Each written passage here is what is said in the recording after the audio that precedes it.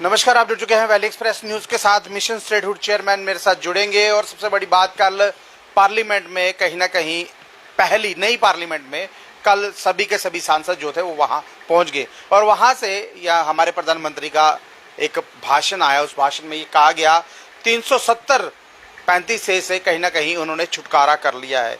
अब देखिए, पुरानी जो पार्लियामेंट थी उसमें कहीं ना कहीं 370 35 से पारित किया गया था, उसी में हमें जो थी कहीं ना कहीं भारत के साथ जोड़ा गया था। अब प्रधानमंत्री साहब ये कह रहे हैं कि हमने उससे पीछा छुड़ा लिया।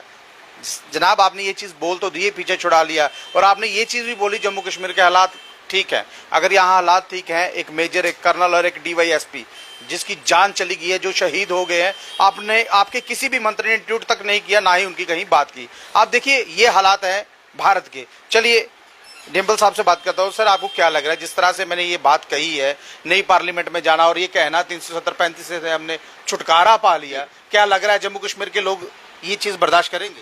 देखिए गुलशन, सबसे पहले तो मैं ये कहूंगा कि मैं जम्मू कश्मीर का बेटा हूं और ये जम्मू कश्मीर ही नहीं, जम्मू कश्मीर, लद्दाख, POK, गिलगित बल्टिस्तान जम्मू कश्मीर रियासत का हिस्सा है और इसे रियासत को विलय जो है, असेशन जो है, वो भारत के साथ इसी संसद भवन में हुआ था, जिसकी तौहीन प्रधानमंत्री जी ने नए संसद में भाषण में कर दी।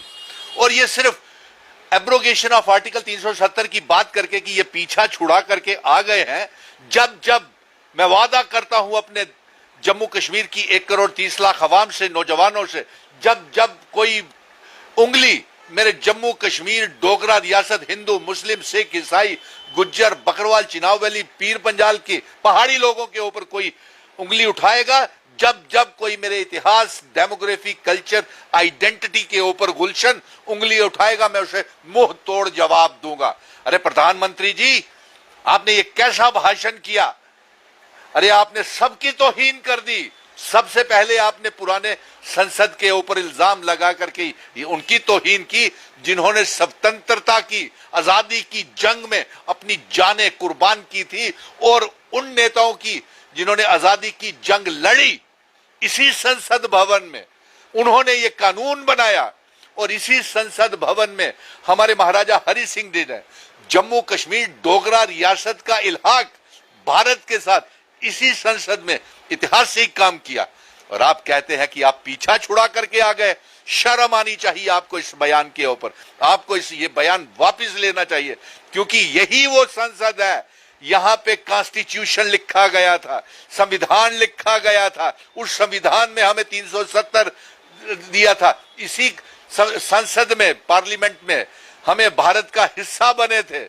इसी संसद में हमारा इल्हाक की शर्तें लिखी गई थी। इसी संसद में ये कॉन्स्टिट्यूशन ने हमें इख्तियार दिए थे कि हमारा एक सदर रियासत होगा, प्राइम मिनिस्टर होगा, और यहां की अपने 3 कानूनों के ऊपर इल्हाक हुआ था।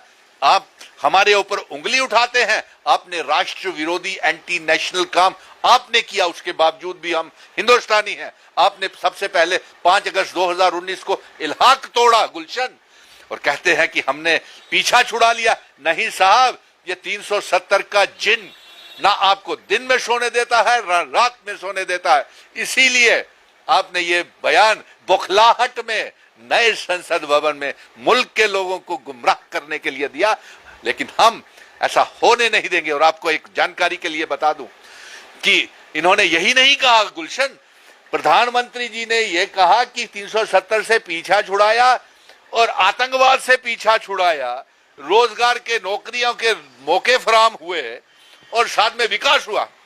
किस पीस और नॉर्मलिटी की बात करते हैं? आपने 370 हटा करके हमारे जम्मू कश्मीर को बर्बाद कर दिया। हमें आपके पास कोई रोड मैप ही नहीं था जम्मू कश्मीर को खुशहाल बनाने के लिए। आप आतंकवाद की बात करते हैं, तो आतंकवाद अगर आपने खत्म किया तो फिर ये major, colonels, JCOs, DSPs, commandos पिछले 3 सालों में एब्रोगेशन ऑफ आर्टिकल 370 के बाद इतनी शहादतें क्यों हो रही हैं? जवाब 30 साल पुराना एम्बुश, कहीं ना कहीं जो एम्बुश लगाया करते थे 30 साल पहले 1990 में, अब 30 साल पीक की मिलिटेंसी 2023 में दिख रही है। देखिए गुलशन, इसके साथ साथ पहले मुझे ये बात पूरी कर लेने दीजिए। और आप कहते हैं विकास हो रहा है। किस विकास की बात करते हैं आप? इस बात की विकास की बात करते हैं कि आपने हमारे पावर प्रोजेक्ट बेच दिए?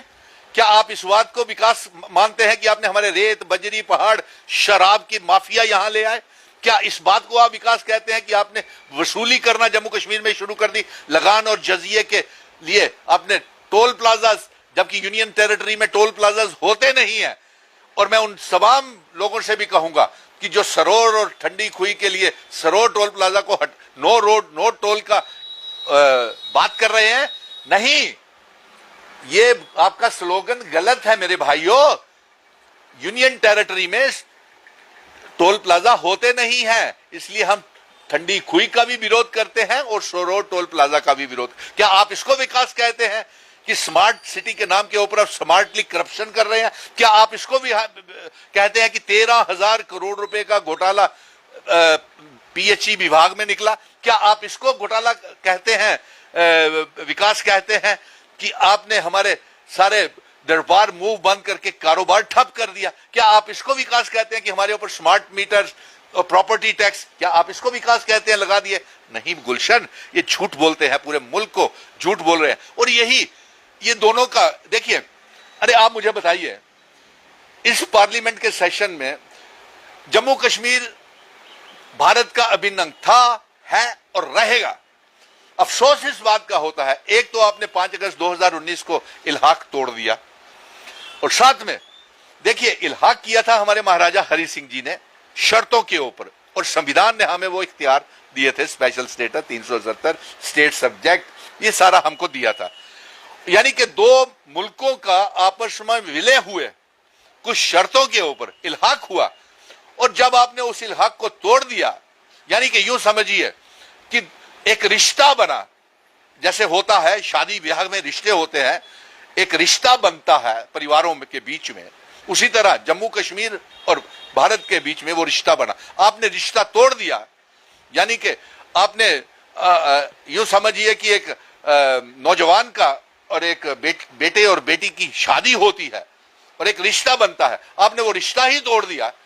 तो अब आप अपनी जगह और हम अपनी जगह, ऐसा नहीं होगा, हम फिर भी भारतीय हैं। अब रिश्ता तोड़ने के बाद ये ससुर जी कहां बनेंगे?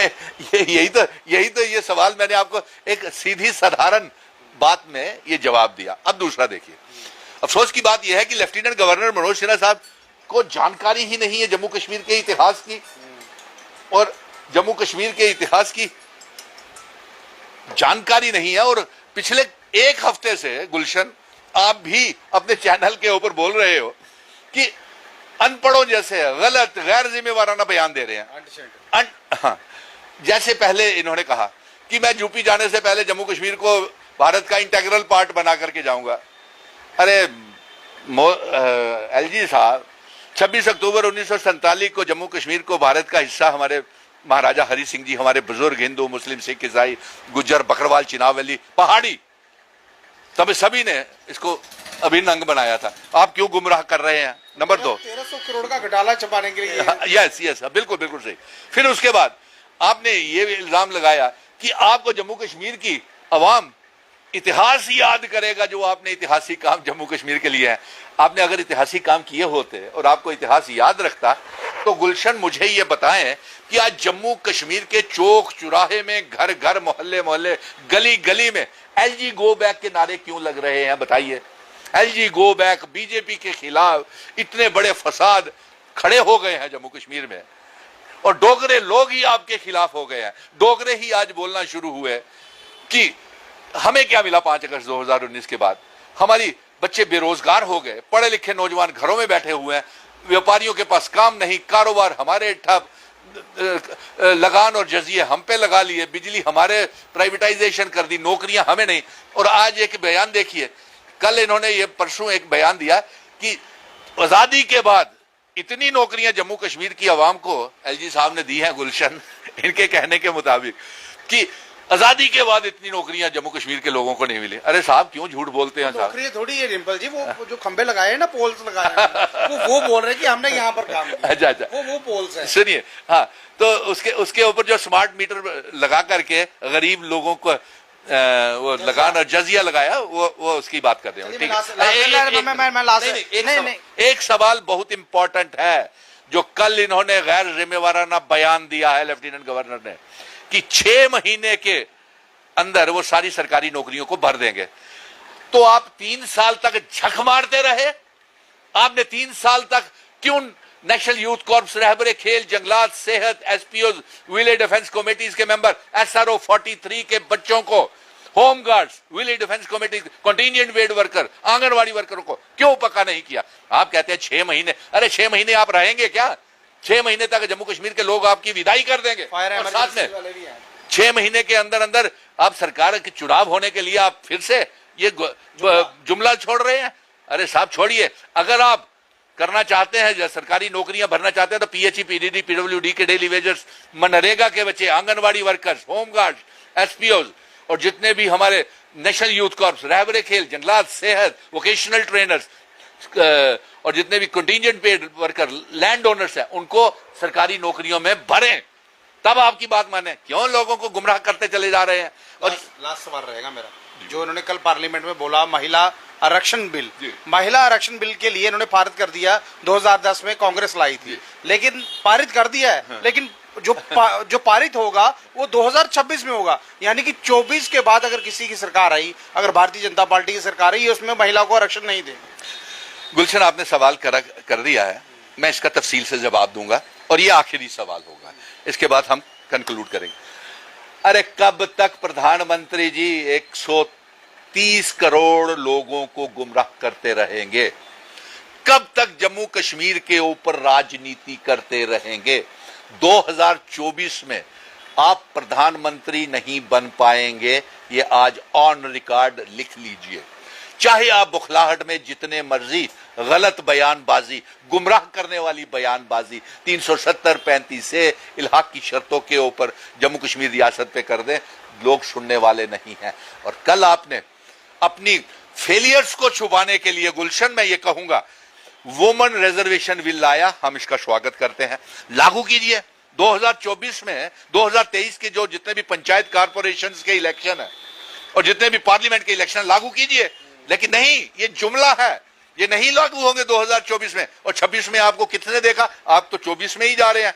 और फिर ये आपने एक जुमला दे दिया, उस तरीके का जुमला है गुलशन, जिस तरीके का इन्होंने कहा था 2014 में 15-15 लाख रुपए आपके अकाउंटों में आएंगे और 2 करोड़ नौकरियां हर साल आपको दी जाएंगी। और गुलशन, ये उसी तरीके का है बयान गुमराह करने का, कि जिस तरीके से कहा कि 40 रुपए लीटर पेट्रोल देंगे, 300 रुपए का लीटर का सिलेंडर देंगे। और यही नहीं, यही आपका जुमला नहीं छोड़ दिया इन्होंने वुमेन रिजर्वेशन को, हमारी माताएं बहनों को गुमराह करने के लिए इन्होंने इससे बड़ा भी एक जुमला छोड़ा हुआ है।